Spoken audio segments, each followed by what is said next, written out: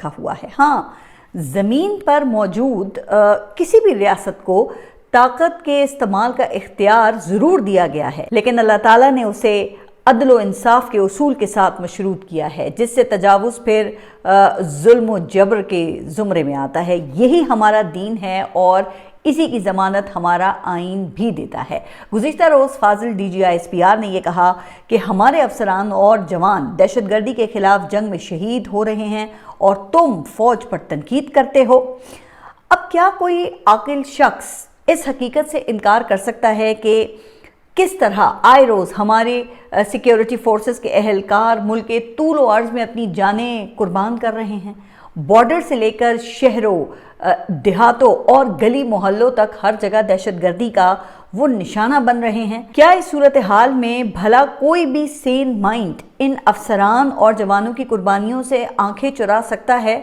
اور کیسے چرا سکتا ہے؟ آخر یہ ہماری ہی ماؤں کے بچے ہیں، ہم میں سے ہی ہیں اور ہمارے لیے ہی قربان ہو رہے ہیں۔ اچھا، پھر یہ قربانیاں صرف سیکیورٹی فورسز تک محدود نہیں ہیں، اس میں ڈاکٹرز، پولیو ورکرز، انتظامی عملہ اور اسٹیٹ مشینری سے وابستہ دیگر پروفیشنلز بھی بڑی تعداد میں شامل ہیں، جن کے سامنے پھر ایک ہی مقصد ہوتا ہے کہ ملک کی داخلی اور خارجی سلامتی کو ہم نے ہر حال میں یقینی بنانا ہے، ریاست کی رٹ کو قائم کرنا ہے۔ اب جو کوئی بھی ریاستی مشینری کے اس کردار کو انڈرمائن تو دور کی بات ہے، اگر ایسی کوشش بھی کرے گا تو عوام اسے کبھی معاف نہیں کرے گی، فوراً مسترد کر دے گی۔ اس لیے سیکیورٹی فورسز کی مضبوطی اور ان کی بقا کے معاملے پر تو کسی کمپرومائز کا پھر سوال ہی پیدا نہیں ہوتا نا، یہ ایک متفق علیہ فیصلہ ہے۔ لیکن جب سلامتی سے متعلق ریاست کی کسی پالیسی سے اختلاف رائے کیا جاتا ہے تو پھر اسے کمپرومائز نہیں کہا جاتا،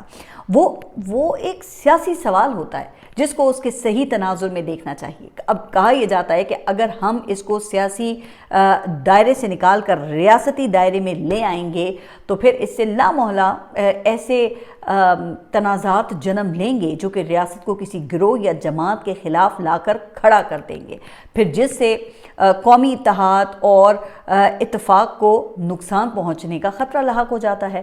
اب جب مخصوص رد عمل کے تناظر میں کسی کو مخاطب کر کے ریاست کی وفاداری کا سوال اٹھایا جاتا ہے تو پھر اس سے کیا تاثر جائے گا؟ کیا اس سے وہ سیٹلڈ کویسچنز بھی دوبارہ نہیں اٹھیں گے جن پر سب کا اتفاق رائے موجود ہے؟ اسی لیے ریاستی ذمہ داریوں کو رد عمل کی نفسیات سے بچا کر رکھنے کی بات کی جاتی ہے، جو کہ کہا یہ جاتا ہے کہ رد عمل کی نفسیات میں پھر مخالف فریق کا ہر عمل غلط اور وہ ناجائز لگنے لگتا ہے، اختلاف اصول تک محدود نہیں رہتا بلکہ وہ پرسنلائزڈ ہو جاتا ہے۔ اب جیسے آپ دیکھیں کہ گزشتہ روز پاک فوج کے ترجمان نے عمران خان کا نام تو نہیں لیا نا، لیکن ان کا ہر اشارہ وہ عمران خان کی طرف انگلی اٹھا رہا تھا، جیسے کہ یہ کہا گیا کہ ایک ذہنی مریض افواج پاکستان کے خلاف ہرزہ سرائی کر رہا ہے، اپنے آپ کو عقل کل سمجھتا ہے۔ پھر کہا گیا کہ ایک شخص کی ذات، اس کی خواہشات، اس شخص کی سیاست، اس نے یہ کیا، تم ہو کون، اس کا باپ بھی تفریق نہیں ڈال سکتا، وہ ملک کی سلامتی کے لیے خطرہ۔ اب ان تمام ایکسپریشنز میں واضح طور پہ غصہ جھلک رہا ہے۔ آبجیکٹیوٹی سے زیادہ سبجیکٹیوٹی کا عنصر غالب ہے، جس کے بیک گراؤنڈ میں عمران خان کا حالیہ بیان ہے جو انہوں نے اپنی بہن عظمیٰ خان کے ذریعے دیا ہے، جس میں فیلڈ مارشل سے متعلق سخت ریمارکس جو ہیں وہ شامل تھے، جو کہ میں یہ سمجھتی ہوں کہ عمران خان کی طرف سے بھی نہیں آنے چاہیے تھے، چونکہ دیکھیں آرمی چیف اپنے منصب کی وجہ سے وہ کسی پرسنل ریمارکس پر خود سامنے آ کر تو جواب نہیں دے سکتے نا، لیکن اگر عمران خان نے ایک قابل اعتراض لفظ استعمال کیا ہے تو اس کے جواب میں 4 القابات سے انہیں پھر نوازا گیا ہے۔ اچھا، اس حوالے سے گزشتہ روز دلچسپ صورتحال بھی پیدا ہوئی جب ایک صحافی نے DGI/SPR جنرل احمد شریف سے پوچھا کہ آج کی پریس کانفرنس میں آپ نے عمران خان کے لیے 3 لفظ استعمال کیے جو ہمارے نزدیک تو سخت ہیں، جن میں انٹائی اسٹیٹ سیکیورٹی تھریٹ اور انڈیا کے ہاتھوں میں کھیلنے کی بات کی گئی ہے، تو کیا اس پر ہم کوئی اقدامات کی توقع کریں یا یہ صرف مذمتی بیانات ہیں؟ کیونکہ ماضی میں بھی رہنماؤں کے خلاف ایسے الفاظ استعمال کیے گئے ہیں، جس پر پھر DGI/SPR نے جواب دینے سے پہلے کہا کہ چوتھا لفظ بھی ایڈ کر لیں، وہ ذہنی مریض بھی ہے۔ اب اس سے موڈ کا اندازہ کیا جا سکتا ہے۔ اچھا، پھر پرسنلائزڈ ہونے کی بات اس لیے ہو رہی ہے کہ ایسے ہی ایک سوال کے جواب میں جنرل صاحب کا کہنا تھا کہ ماضی میں فوج نے کسی بھی رہنما کے خلاف ایسا واضح بیانیہ نہیں رکھا ہے، کیونکہ جو کام یہ کر رہا ہے وہ ماضی میں کسی سیاسی رہنما نے نہیں کیے ہیں۔ اب دیکھیں، اس حد تک تو یہ بات درست ہو سکتی ہے کہ کسی کو ادارے کی جانب سے براہ راست ایسا نہیں کہا گیا ہوگا، لیکن یہ بات تو کسی سے ڈھکی چھپی نہیں ہے کہ غداری کے الزامات مخصوص پراکسیز کے ذریعے ہمیشہ سے ہی وہ لگتے چلے آ رہے ہیں۔ اب فیلڈ مارشل ایوب خان کی مخالفت کرنے پر فاطمہ جناح کو غدار کہا گیا، بھٹو پر ملک توڑنے کا الزام لگایا گیا، حالانکہ حمود الرحمن کمیشن میں کچھ اور ہی وجوہات بیان کی گئی تھی، جس کی وجہ سے حمود الرحمن کمیشن رپورٹ کو آج تک پبلک نہیں کیا گیا، اور پھر ہماری بدقسمتی دیکھیے کہ یہ رپورٹ پھر انڈیا سے جا کر لیک ہوئی۔ خیر، آپ آگے آئیں تو بے نظیر بھٹو اور میاں محمد نواز شریف کو بھی سیکیورٹی تھریٹ قرار دیا گیا۔ بے نظیر بھٹو کو پہلی بار وزارت عظمیٰ سے ہٹایا گیا تو ان پر یہ الزام لگایا گیا کہ انہوں نے علیحدگی پسند سکھوں کی لسٹیں وہ انڈیا کے حوالے کی، جن کی مدد سے انڈین پنجاب میں سکھوں کی تحریک کو کچلا گیا۔ لیکن وہی محترمہ بے نظیر بھٹو وہ دوبارہ پھر وزیر اعظم بھی بن گئیں، اور اس وقت ان پر پھر کوئی اعتراض بھی نہیں تھا۔ اچھا، پھر یہ کہا گیا کہ ماضی میں کسی نے ایسی باتیں نہیں کی ہیں۔ اب معلوم نہیں کہ میاں محمد نواز شریف نے انڈین چینل پر کرن تھاپڑ کو انٹرویو دیتے ہوئے کارگل جنگ میں جنرل پرویز مشرف کے کردار پر جو انکوائری کی بات کی تھی وہ پھر کس کھاتے میں جائے گی؟ پھر ISI چیف کے بارے میں میاں صاحب کی باتوں کو کس فائل میں بند کیا جائے گا؟ اب اس کا ہرگز دیکھیں مطلب یہ نہیں ہے کہ میاں نواز شریف کے بارے میں بھی ایسی ہی سخت گفتگو کی جائے۔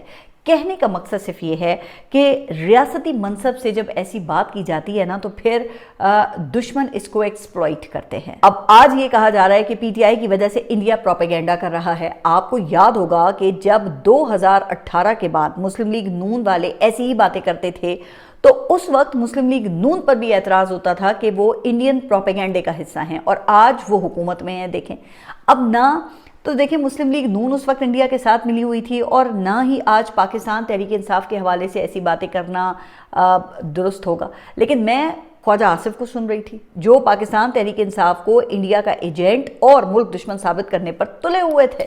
اب ان کی اپنی جماعت کے لیڈر ایسے الزام کا سامنا تو کر چکے ہیں کہ ان کی ملوں میں رو کے ایجنٹ کام کرتے تھے، لیکن لگتا ہے کہ یہ جو سیاسی ٹھیکیدار ہیں نا، یہ کبھی سبق نہیں سیکھیں گے، یہ وہی کام کریں گے جو ماضی میں ان کے ساتھ ہو چکا ہے۔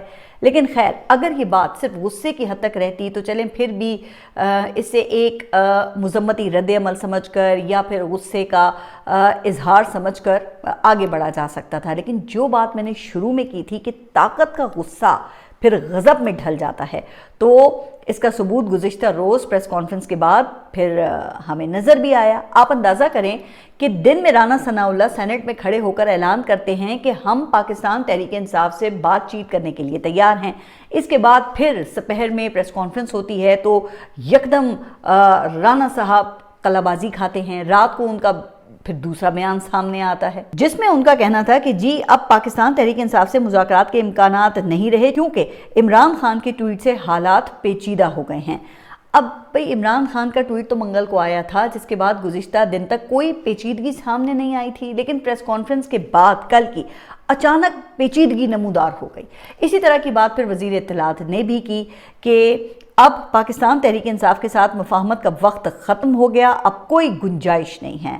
اب ظاہر ہے کہ DG ISPR یہ کہیں گے کہ فوج کے سربراہ کے خلاف بات کر کے کوئی بچ نہیں سکتا، تو پھر حکومت کی کیا مجال ہے جو پہلے ہی تیار بیٹھی تھی، انہیں بہانے کی تلاش تھی۔ اب فیصل واونا نے مزید دھمکی دے دی ہے۔ ان کا کہنا یہ ہے کہ پابندی، نااہلی، گورنراج، 9 مئی کیسز اور پاکستان مخالف پروپیگنڈا کرنے والوں کے خلاف جن اقدامات کی طرف میں نے اشارہ کیا تھا ان پر پیر سے ٹک مارک لگانا شروع کر دیں۔ اچھا، اس سے پہلے جو وہ بات کرتے رہے ہیں بالکل ویسا ہی عمل ہوتا آیا ہے۔ پھر اس صورتحال میں اگر پاک فوج کے ترجمان یہ کہیں کہ فوج کو سیاست سے دور رکھیں تو یہ خواہش تو پھر بہت اچھی ہے، لیکن کیا عملی طور پہ ایسا تاثر قائم ہو سکے گا؟ میرے خیال میں تو مشکل ہے، نہیں۔ اب پریس کانفرنس کے بعد پاکستان تحریک انصاف پر پابندی کا سوال بھی اٹھنا شروع ہو گیا ہے، جس پر وزیر اطلاعات کا کہنا تھا کہ نہ پارٹی ہے اور نہ نشان، مرے کو کیا مارنا۔ اب اس سے بڑا اعترافی بیان اور کیا ہو سکتا ہے کہ کس طرح ایک جماعت کو تختہ مشق بنایا ہوا ہے۔ اسی طرح پھر وزیر اعلیٰ خیبر پختونخوا کے حوالے سے کتے کا لفظ استعمال کیا گیا۔ اس پر صوبائی وزیر اطلاعات شفیع جان نے مطالبہ کیا کہ ڈی جی ISPR پختونوں سے معافی مانگیں، یہ پورے خیبر پختونخوا کی توہین ہے۔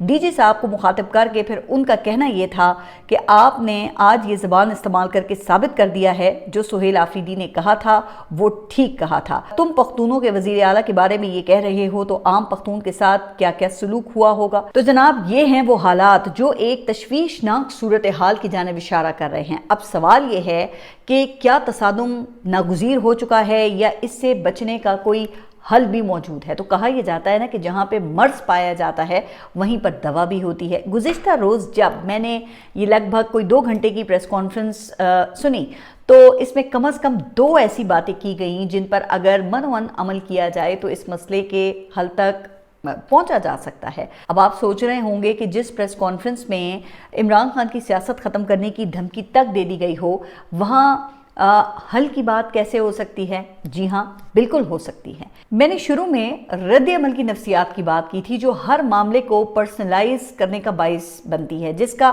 حل یہ ہے کہ اصول پر اتفاق کیا جائے۔ تو اس حوالے سے پھر ڈی جی ISPR نے اپنی گفتگو میں 2 اصول بیان کیے ہیں۔ ایک یہ کہ آپ کچھ لوگوں کو ہر وقت دھوکہ دے سکتے ہیں اور تمام لوگوں کو کچھ وقت کے لیے دھوکہ دے سکتے ہیں، لیکن تمام لوگوں کو ہر وقت دھوکہ نہیں دے سکتے۔ پھر دوسرا اصول یہ کہ ایپل اور اورنج کا موازنہ نہیں ہو سکتا۔ اب آپ کہیں گے کہ یہ مثالیں تو عمران خان کے خلاف بیانیہ بنانے کے لیے استعمال کی گئی ہیں، تو یقیناً ایسا ہی کیا گیا ہوگا، لیکن اگر ان اصولوں کو صرف ایک فریق پر تھوپنے کے بجائے جو دونوں فریقین ہیں وہ اپنے اوپر لاگو کریں تو میرا خیال ہے کہ پھر کوئی مسئلہ باقی نہیں رہے گا۔